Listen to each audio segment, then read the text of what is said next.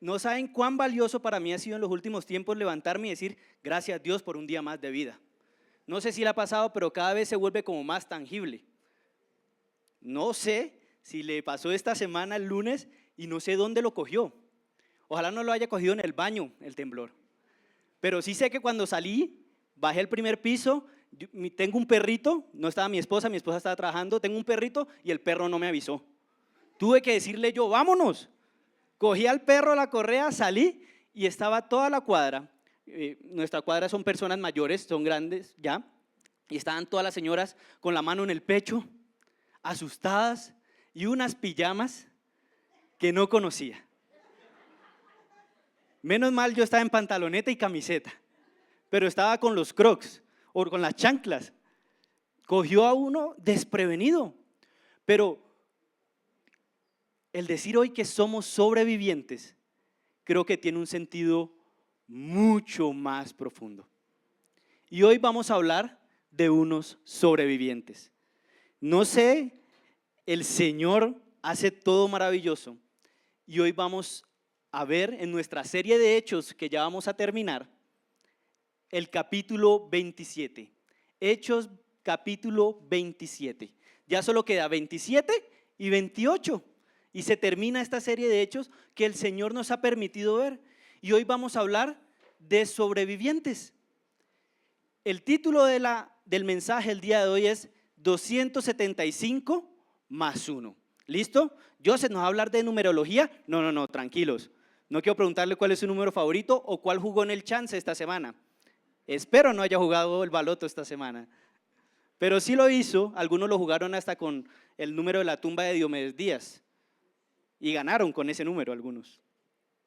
Pero quiero que le preste atención. 275 más 1. Anótelo ahí. Todavía no lo vamos a ver. ¿Listo? Y vamos a estar mirando el capítulo 27 de Hechos. ¿Bien? Dice la palabra de Dios en el capítulo 27 de Hechos, versículo 1. Cuando se decidió, voy a leerlo en la Nueva Versión Internacional.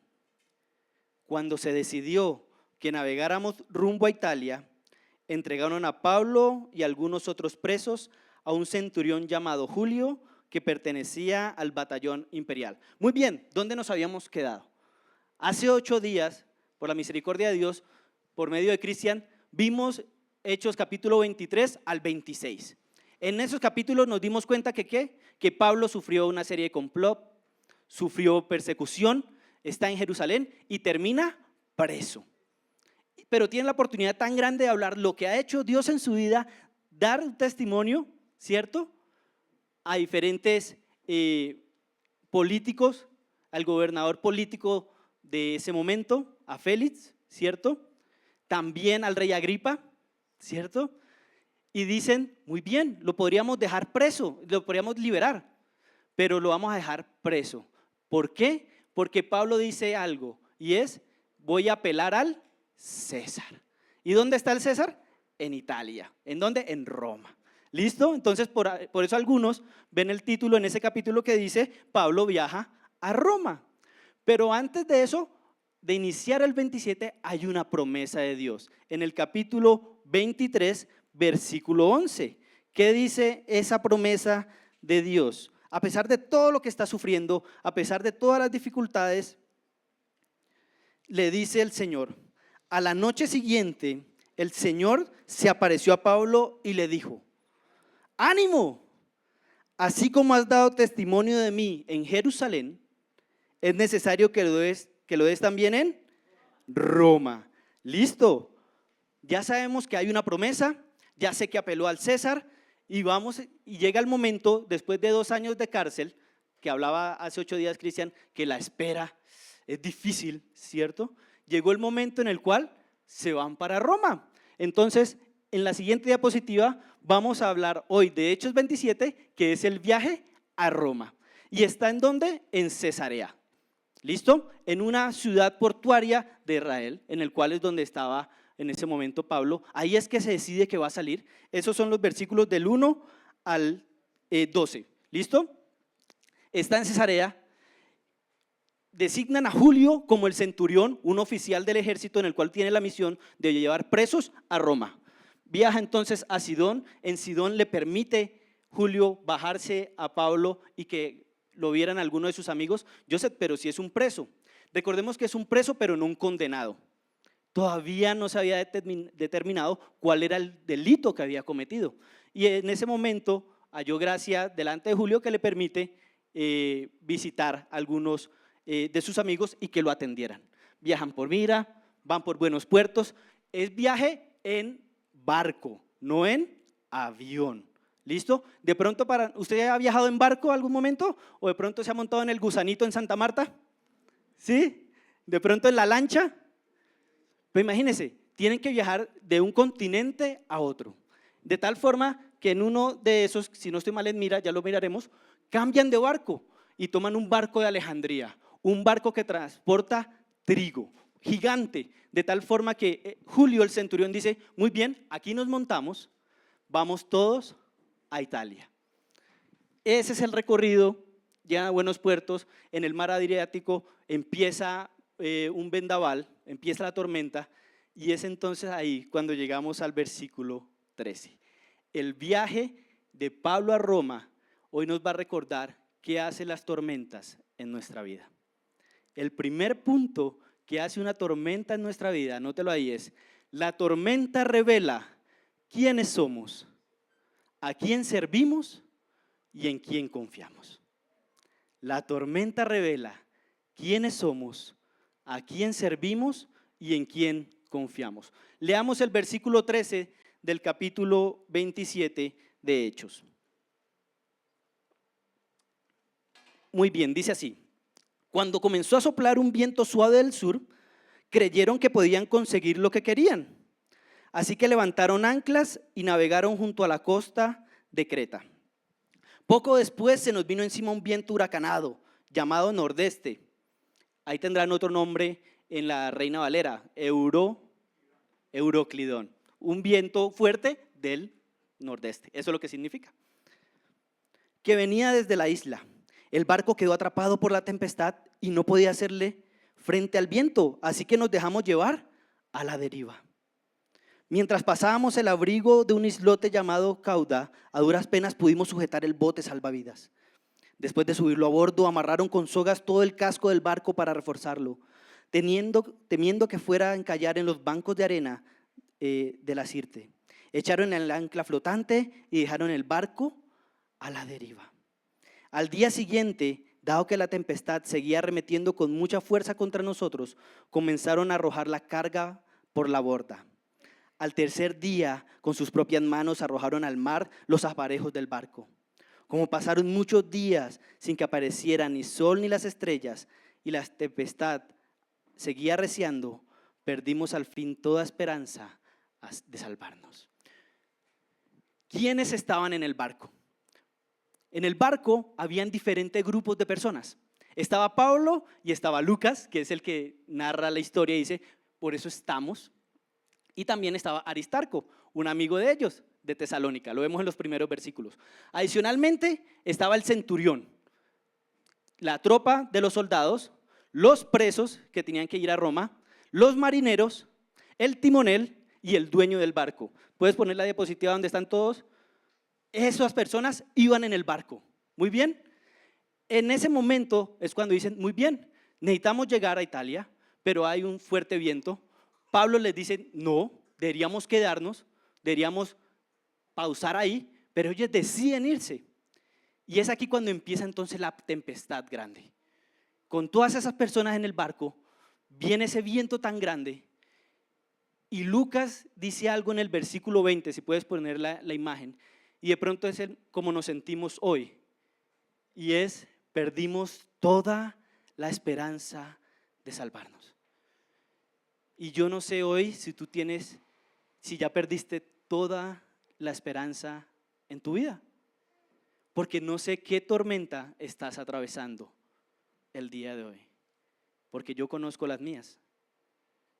Ellos empezaron a enfrentar esa tormenta que Lucas dice, perdimos. No dijo, y los marineros perdieron. Y los soldados perdieron. Perdimos.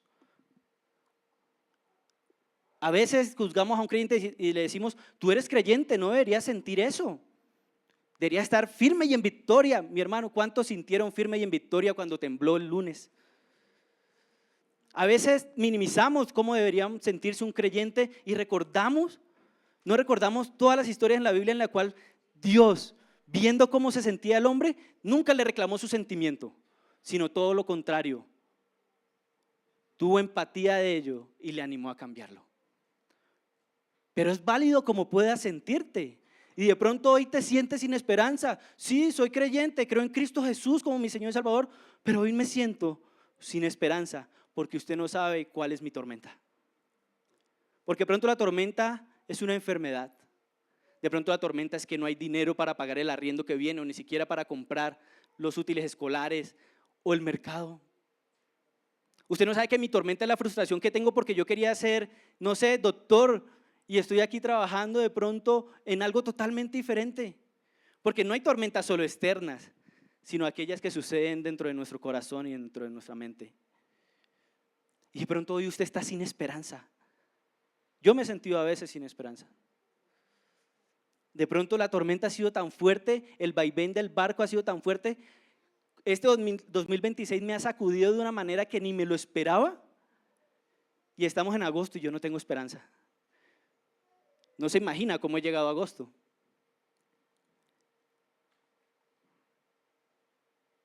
¿Hoy estás sin esperanza? Porque si estás sin esperanza, quiero que veas cómo el Señor en medio de la tormenta va a estar para nosotros. Si hoy sí estás sin esperanza, quiero que también mires quién te acompaña en el barco de tu vida. ¿Quién está a tu lado? ¿Con quién estás enfrentando la marea? De pronto solo o de pronto acompañado. De pronto en tu casa. Lucas dijo, perdimos la esperanza de salvarnos porque usted no sabe lo que es estar en una tormenta en medio de la mar en la que acabamos de decir, nos fuimos a la deriva. Y de pronto tú hoy estás a la deriva. Pero hay esperanza. La primera cosa que hace la tormenta es revelarnos quiénes somos, a quién servimos y en quién confiamos. Imagínese entonces, diciendo Lucas, perdimos la esperanza. Y vamos al versículo 21. En ese barco sin esperanza, ¿qué pasó? Versículo 21, dice la palabra del Señor, de Hechos 27. Llevábamos ya mucho tiempo sin comer, así que Pablo se puso en medio de todos y dijo, señores, deberían haber seguido mi consejo y no haber zarpado de Creta. Pablo se la jugó. Dice, llevamos varios días sin comer. Miren, si yo le digo a mi esposa, tengo hambre, eso quiere decir que hay 15 minutos para que me cambie el genio.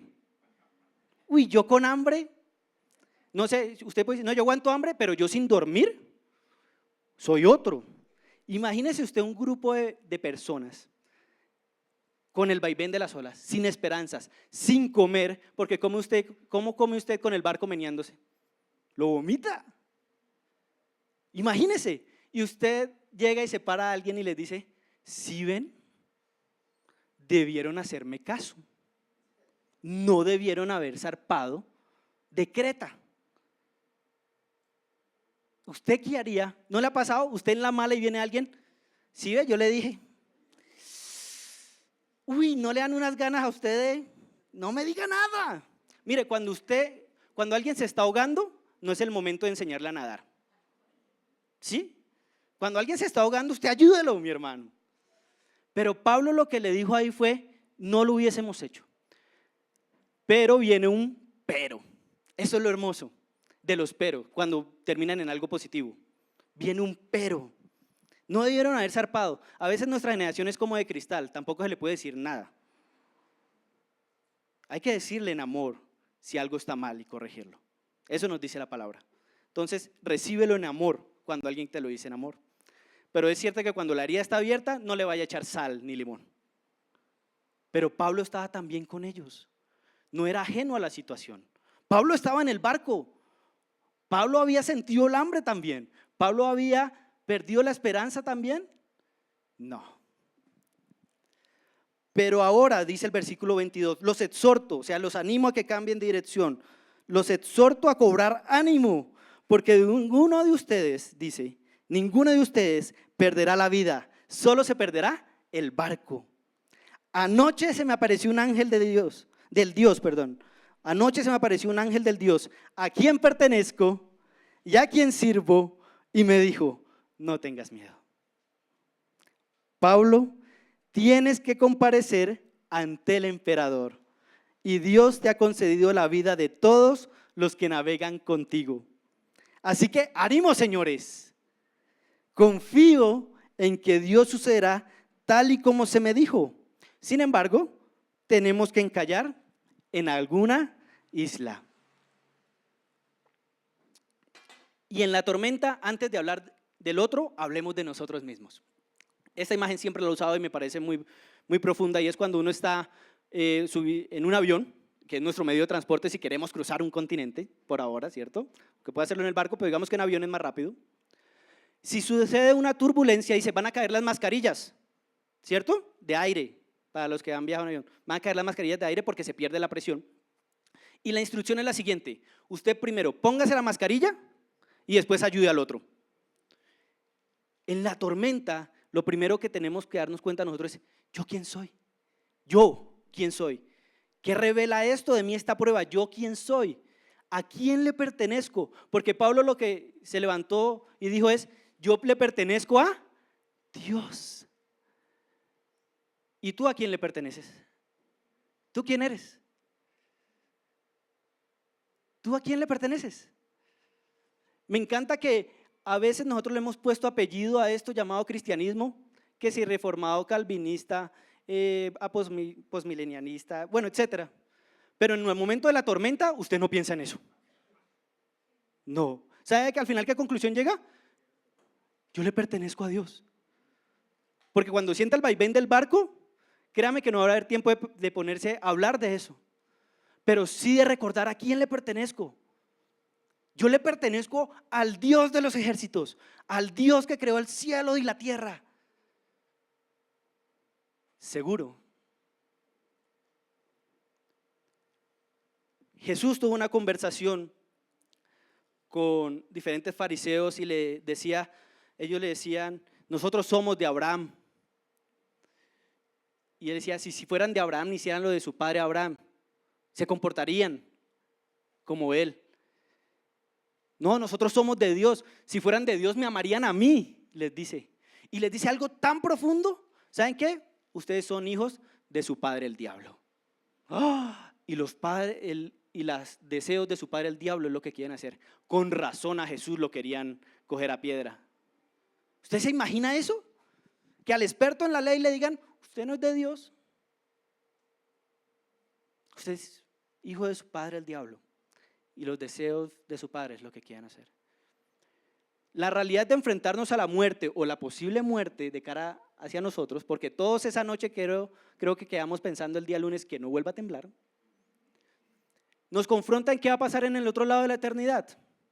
Y solo hay dos opciones: o has creído en Cristo Jesús como tu Señor y Salvador, y tu eternidad la vas a pasar al lado de aquel que entregó su vida por nosotros en una cruz, o ya has sido condenado, de tal forma que tu eternidad la vas a pasar lejos de aquel que decidió amarte y tú lo rechazaste. Solo hay dos opciones. Pero entonces, hoy te pregunto: ¿de quién eres? Porque la tormenta te lo va a recordar cuando sientas nuevamente que está temblando los pies. Cuando sabes quién eres y a quién le perteneces, sabes a quién le sirves.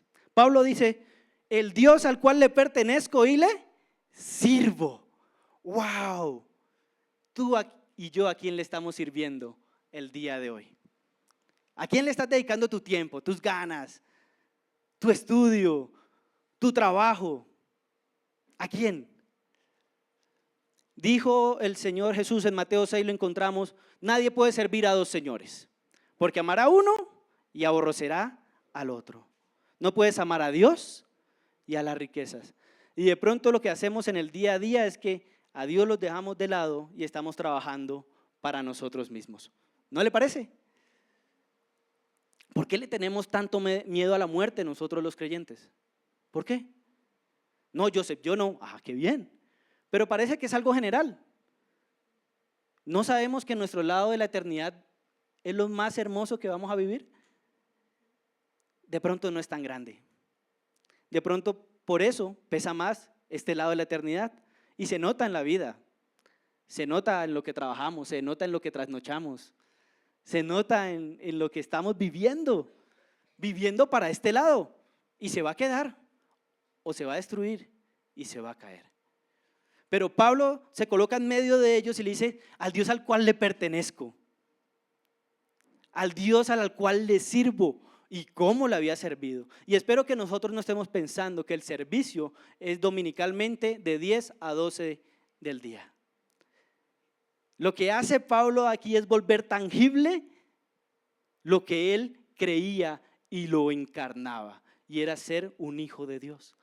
Yo le sirvo, estoy montado en este barco porque le sirvo, estoy preso porque le sirvo. Estas son las consecuencias de vivir aquello en lo cual yo creo, porque en ese momento decir soy creyente podía matarme o llevarme a la cárcel. Ahora decimos soy creyente y bueno. En este momento histórico en Colombia, hoy, ¿qué estamos hoy? 16 de agosto. De pronto por eso como no nos cuesta, no le demos tanto valor. Pero ¿a quién le está sirviendo? De pronto hoy está sirviendo a ti mismo. De pronto estamos buscando las cosas de este lado. Y ¿saben qué es lo importante cuando podemos decir, si yo soy de Dios, yo estoy andando en su camino, ¿le estoy sirviendo? Que yo confío. Yo confío. Dice: anoche se me apareció un ángel del Dios a quien pertenezco y a quien sirvo, y me dijo: no tengas miedo, Pablo, tienes que comparecer ante el emperador. La promesa de Hechos 23:11, Dios la reafirma en la tormenta. La reafirma en la tormenta. Yo te dije, vas a tener que hablar de mí delante del emperador, y te lo voy a recordar aún en medio de la tormenta. La promesa no quitó la tormenta, reafirmó el propósito de Dios en la vida de Pablo. Dios reafirma para qué nos ha llamado, aún estemos viviendo en la tormenta. Tienes que comparecer ante el emperador y Dios te ha concedido la vida de todos los que van contigo. Así que ánimo, señores, confío en Dios que sucederá tal como se me dijo. Mire, confiar en Dios de pronto no es algo de una sola vez. Es algo que se da dando, caminando y caminando y caminando y caminando con Él. ¿Por qué lo dice Joseph? Acompáñeme a 2 de Corintios capítulo 11, versículo 21. La parte B dice así, en adelante. Le está diciendo, Pablo le escribe a los Corintios: si alguien se atreve a dárselas de algo, también yo me atrevo a hacerlo. Lo digo como un insensato, obviamente, no se está ufanando. ¿Son ellos hebreos? Pues yo también. Está diciendo sobre los falsos profetas en ese momento, y él le dice, voy a demostrarle lo que yo he sufrido por Jesús. Pues yo también. ¿Son israelitas? También yo lo soy. ¿Son descendientes de Abraham? También yo lo soy. ¿Son servidores de Cristo? ¡Qué locura! Yo lo soy más que ellos.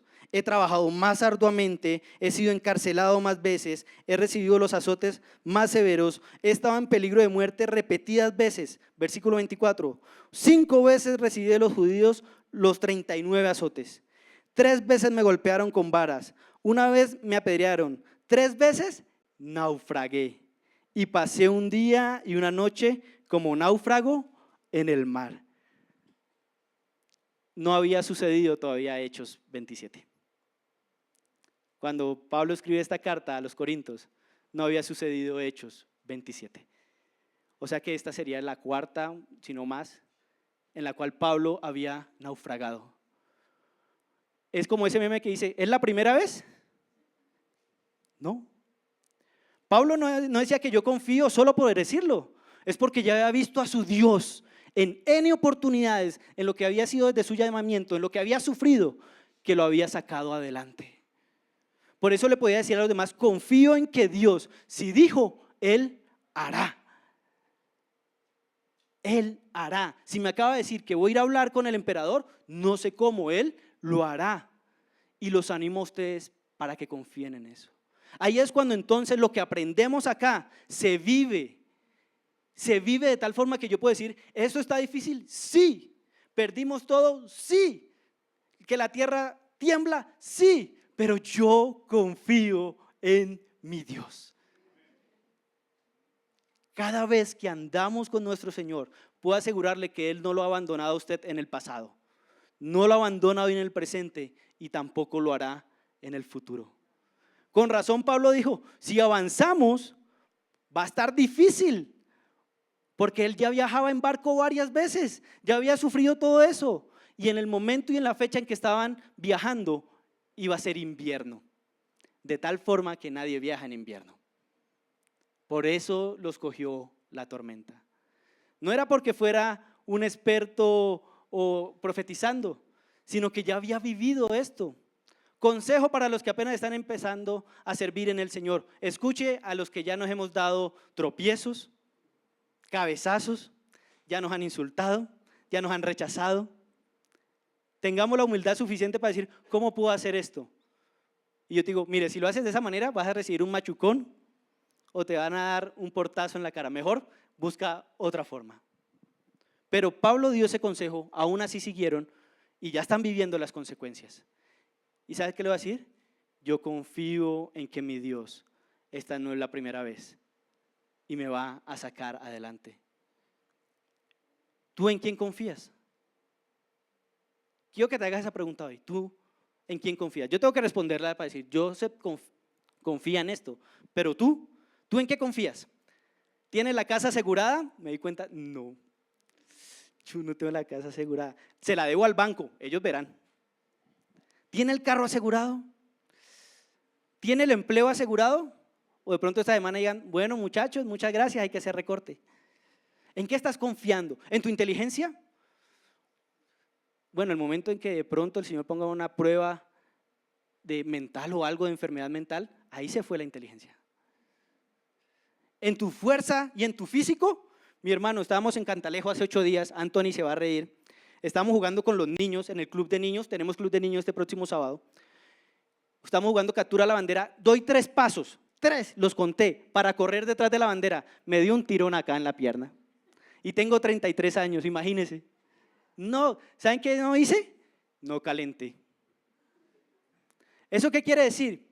Que la fuerza también pasa, que la juventud también pasa. Entonces hoy te quiero preguntar, ¿en qué estás confiando? ¿En qué estás confiando? E invitarte, como hizo Pablo, a confiar en su Dios. Pero antes de pasar al otro, tengo que mirarme a mí mismo. Y en la tormenta, ¿quién soy? ¿A quién le sirvo? ¿Y en quién confío? Muy bien, vamos al segundo punto.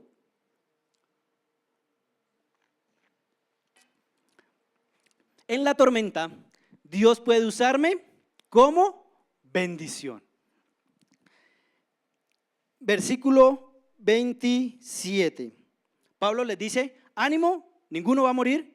El Dios al que le pertenezco, en el cual le sirvo y al cual confío, dijo que nadie va a morir. ¿Listo? Versículo 27. Ya habíamos pasado 14 noches a la deriva por el mar Adriático, cuando a eso de la medianoche los marineros presintieron que se aproximaban a tierra. Echaron la sonda y encontraron que el agua tenía unos 37 metros de profundidad. Más adelante volvieron a echar la sonda y encontraron que tenían cerca de 27 metros de profundidad. ¿Eso qué quiere decir? Nos estamos acercando a tierra. El problema es que no vemos nada. El problema es que es tormenta. El problema es que no ha salido el sol. El problema es que estamos a oscuras. Temiendo, versículo 29, que fuéramos a estrellarnos contra las rocas, echaron 4 anclas por la popa. La popa es la parte de atrás del barco. La proa es la parte de adelante. ¿Listo? Temiendo que fuéramos a estrellarnos contra las rocas, echaron 4 anclas por la popa y se pusieron a rogar que amaneciera. ¡Me encanta! ¿A qué Dios rogaron? Estamos a oscuras, no hay nada, nos estamos acercando a tierra, echamos anclas, ¿para qué? Para no estrellarnos, pero empezaron a rogar. Mire, yo creo que Pablo durante todos esos días, esa no fue la primera vez que habló. Después de esa vez, seguro le preguntaban, bueno, ¿y cuál es su Dios? ¿Cuál es ese Dios que usted confía tanto? Y empezaron a rogar. No les puedo asegurar, porque no le dice la palabra totalmente, que le rogaron todos a Dios. Porque eso pasa. En el barco de la vida estamos con creyentes y no creyentes. En el barco de la vida estamos con personas que parecen creyentes, pero al final no lo son. Pero rogaron. O sea, sabían que su vida estaba en juego. ¿Y rogaron qué? Que amaneciera. Usted imagínese a oscuras, tormenta, truenos, el barco tambaleándose. Toca subir el barco, el bote salvavidas, porque si no lo perdemos. En un intento por escapar del barco, versículo 30, los marineros comenzaron a bajar el bote salvavidas al mar, con el pretexto de que iban a echar algunas anclas desde la proa. Mi hermano, cuando las cosas están difíciles, usted sabe quién es el primero que salta. Las ratas saltan primero del barco. Usted en la tormenta sabe quién es quién. Usted en la tormenta de su vida, pregúntese, ¿yo con quién cuento? Mira a su lado. Mira al otro, nadie. Pregunte, ¿cuántas personas le escribieron al WhatsApp y le dijeron, ¿cómo estás el lunes? ¿Cómo estás? ¿Cómo te fue? ¿Las puede contar con los dedos de la mano? O pregúntese, ¿a cuántas personas usted le escribió, oye, ¿cómo estás? Porque son esos momentos en el que el corazón dice, uy, ¿cómo está esa persona? Aquí los marineros, no les demos tan duro. Cuando uno está en problemas, uno piensa primero en uno. Y ellos quisieron escapar del barco. Dijeron, está el bote salvavidas, cójalo, le decimos que vamos a hacer algo, y saltaron. Pero miren otra vez lo que pasa. Pero Pablo, versículo 31, les advirtió al centurión y a los soldados, si esos no se quedan en el barco, no podrán salvarse ustedes. Así que los soldados cortaron las amarras del bote salvavidas y lo dejaron caer al agua. Le creyeron a Pablo. Le creyeron a ese hombre, lo hemos visto a lo largo de todos hechos. Cris usaba esta frase la semana pasada, me encanta, y es, oigan, el hombre que iba preso es el hombre más libre en el barco. El hombre que tenía las cadenas era el hombre más libre en toda la reunión cuando estaba delante de los gobernadores. Aquí en el barco el hombre más libre era el preso. Y le creyeron. De tal forma que el centurión y los soldados cortaron el bote salvavidas. Yo me imagino la cara de los marineros. Y ahora todos estamos en el mismo barco. Versículo 33. Estaba a punto de amanecer, muy bien, rogaban para que amaneciera, ya pasó la noche, estaba a punto de amanecer, cuando Pablo otra vez animó a todos a tomar alimento. Recuerden, no habían comido. ¿Cómo vamos a comer en esta situación? Hoy hace ya 14 días que ustedes están con la vida en un hilo y siguen sin probar bocado. Les ruego que coman algo, pues lo necesitan para sobrevivir. Ninguno de ustedes perderá ni un solo cabello de la cabeza. Dicho esto, tomó el pan y dio gracias a Dios delante de todos. Luego lo partió y comenzó a comer. Todos se animaron y también comieron. Éramos en total 276 personas en el barco. Una vez satisfechos, aligeraron el barco echando el trigo al mar. El título del mensaje es 275 más 1. Lucas dio el número exacto de las personas que iban con él en el barco, acompañándolos. Por la vida de Pablo y como Dios lo usó, pudo animar a los otros que están en la tormenta con él a confiar en un Dios que prometió que iban a llegar sanos y salvos a tierra. Tu vida está siendo de bendición para las personas que van en el barco contigo o estás haciendo todo lo contrario? Igual de importante es hablar de Cristo como vivir a Cristo. Igual de importante es decir, Cristo es el Jesús y que mi vida lo represente, lo ejemplifique. Que mi vida sea algo tangible de testimonio de lo que yo creo. Porque en medio de la tormenta, así como en medio de nuestras dificultades, no puedo creer cómo Pablo le dicen, coman, parte el pan y hace algo que de pronto nosotros no haríamos. Y es dar gracias. Gracias. Gracias, Señor, por esta enfermedad que me has dado y que ahora no puedo trabajar. No suena tan bonito. No, gracias, Señor, porque la relación que tenía se destruyó. Gracias por esta prueba. Gracias porque ahora estoy solo. Gracias, Señor, porque esta semana tocó comer arroz con huevo todos los días, desayuno, almuerzo y cena. Y venía acostumbrado a comer caviar, punta de anca. Gracias, Señor, porque antes tenía una melena grande y ahora me estoy quedando calvo. Gracias, Señor, porque, miren, Cristo es tan tangible que a veces nosotros lo hemos puesto en otro nivel, que necesitamos llevarlo y aterrizarlo a lo que tenemos que vivir en el día a día, que yo no sé qué estás viviendo. Y tranquilo que no te voy a decir, ¿por qué no dices gracias? Deberías decirlo. Nunca vas a decir gracias si tú no estás caminando con aquel en el cual puedes confiar. Nunca vas a decir gracias en la dificultad, porque la confianza no es algo que se dé porque se da. La confianza se da porque estás caminando con Él. Esa fe en medio de la tormenta es la que me permite a mí no verme a mí, sino verlo a Él. Y cuando lo veo a Él, no hablo de mí, hablo de Él y lo vivo a Él. Pablo vivió lo que creía porque sabía en quién confiaba y le podía decir nuevamente, ninguno va a morir. Coman. ¿Le creyeron? Sí, le creyó el soldado porque dijo, chao el bote salvavidas. ¿Le creyeron? Sí, porque cuando comen, ¿saben qué hace? Botan, el versículo 38, una vez satisfechos, aligeraron el barco echando el trigo al mar. Después de hoy no hay más comida.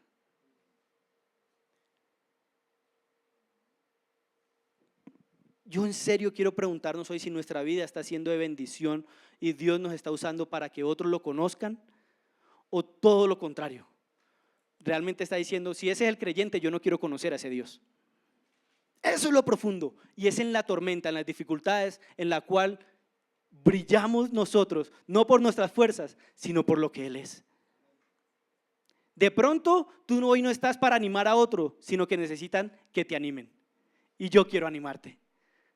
Yo quiero animarte porque mi Dios es el mismo Dios de Pablo, el mismo Dios de Daniel, Moisés, de grandes hombres y mujeres que vemos en este libro que le creyeron y siguieron adelante. Yo te invito a que tu vida y la mía sea de bendición para los que nos rodean, para que los del barco digan, así como decía Pablo en sus cartas, una paz que sobrepasa todo entendimiento. Pero eso no se va a dar si tú no estás andando, ni caminando, ni teniendo una relación viva con tu Dios. Con tu Dios. El tercer y último punto es el punto que más me llegó al corazón al preparar este mensaje.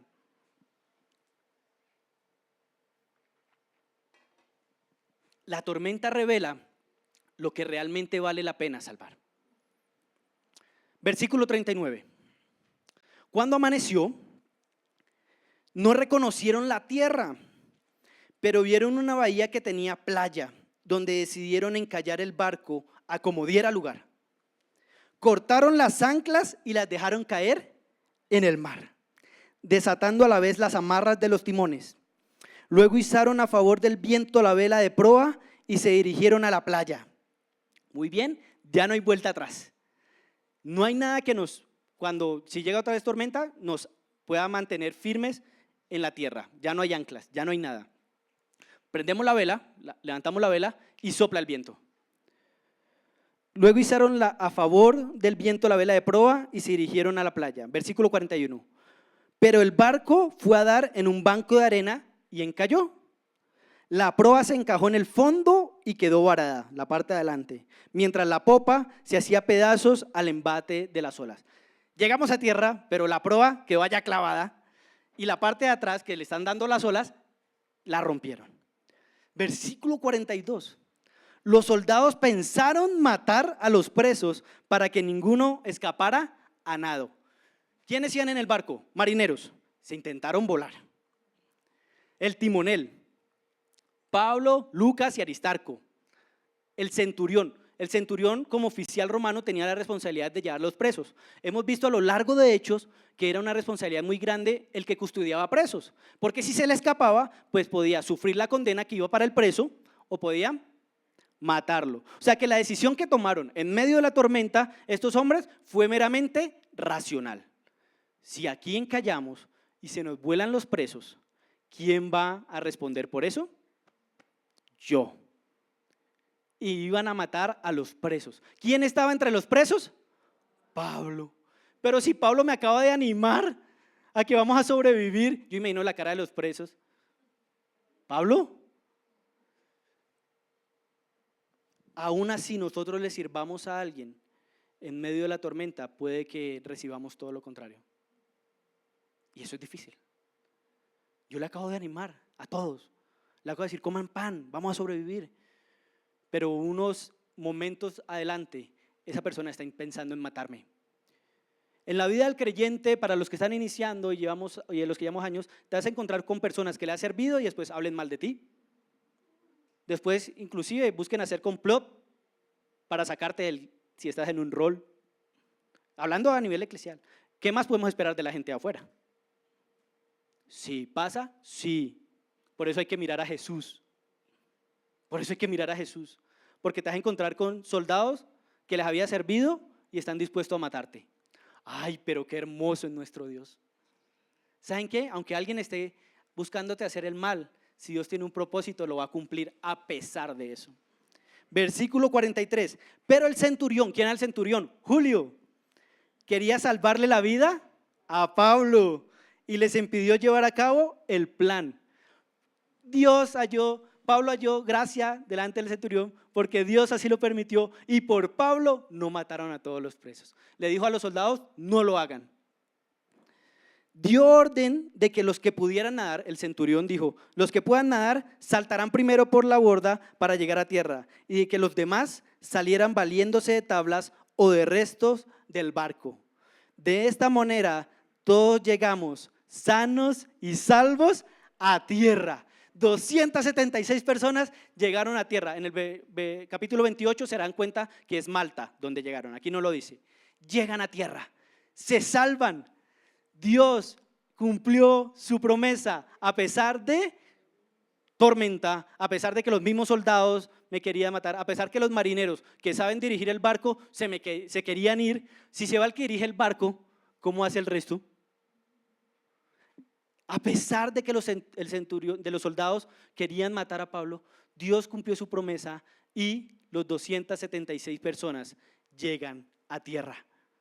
Fueron sobrevivientes, como tú y como yo. Sobrevivimos.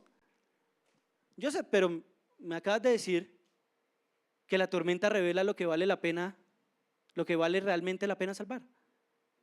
Durante todos Hechos 27, si se dieron cuenta, fueron botando cosas del barco.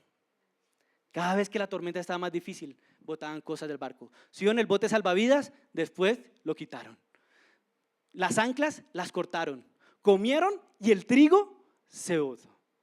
Cada vez el barco fue perdiendo importancia, porque lo que importaba era salvar la vida. De esas 276 personas, de seguro hubo uno que llegó a la orilla y miró atrás. El dueño del barco. El dueño del barco estaba entre ellos. Pero el dueño del barco seguro dio las gracias por haber llegado a tierra. De pronto tú y yo estamos intentando salvar cosas que el Señor ya nos dijo, eso se va a hundir. Cuando Pablo les dijo la primera vez, ánimo, dijo, ustedes van a vivir, pero el barco se va a perder. Yo espero que no estemos rescatando aquellas cosas que el Señor ya nos dijo, eso se debe perder para que lo otro se salve. Yo espero que el trabajo en el cual te estás esforzando tanto, no estés sacrificando la relación ni el matrimonio en tu familia, que el Señor te la dio como prioridad. Yo espero que ese anhelo y deseo que tengas en la vida, que el Señor te dijo, ya no, y tú sigues ahí aferrado a ello, no haga perder lo que es realmente valioso. Porque nosotros de pronto nos estamos aferrando a un barco en el cual dice, eso se va a hundir, pero tú te vas a salvar. Jesús lo puso en estas palabras: el que quiera ser mi discípulo, que tome su cruz y sígame. Y el que busque ganar su vida la perderá, pero el que pierda su vida por mí, por el evangelio, la ganará. De pronto tú y yo ya hemos llegado a la orilla y estamos llorando porque el barco se perdió. Y no hemos dimensionado lo maravilloso, lo increíble que es ser salvo y estar en la orilla por la obra de Cristo Jesús. Hoy quiero animarte a que nades. ¿Cómo así, Joseph? El centurión dijo, muy bien, el que pueda nadar, nade. Y el que no pueda, coja partes del barco, súbase en la tabla y llegue a la orilla. A lo largo de la historia en la Biblia, nunca he visto que Dios diga, ahí está la tierra prometida, tranquilo, no hagan nada. Fueron a conquistarla. Nunca dijo, voy a abrir el mar rojo, no hagan nada. Tuvieron que cruzarlo. ¿Sabes cuál es la invitación hoy? Nada, nada. Si puedes nadar, nada. Si no puedes nadar, aférrate al madero de la cruz para llegar a la orilla. No te rindas cuando el Señor te ha dicho que tu vida se salvará, así se pierda el barco. Querida familia, nosotros esta semana pudimos sentir un poco lo que es que el mundo tiemble. Esta oportunidad ojalá nos quede por mucho tiempo para recordar que aunque el mundo tiembla, nuestro Dios es más grande. Que nuestro Dios en medio de la tormenta nos guarda y nos protege.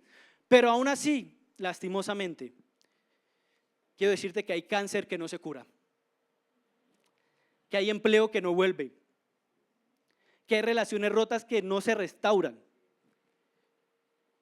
Porque a veces creemos que llegamos a Cristo y todo se soluciona. No. Pero la tormenta, aunque esté, me acuerda quién está a mi lado. Me acuerda que Él ya hizo todo lo posible para que yo llegue a la orilla de la salvación, y es por medio de Cristo Jesús, nuestro Señor. Yo quiero recordarte hoy que hay que nadar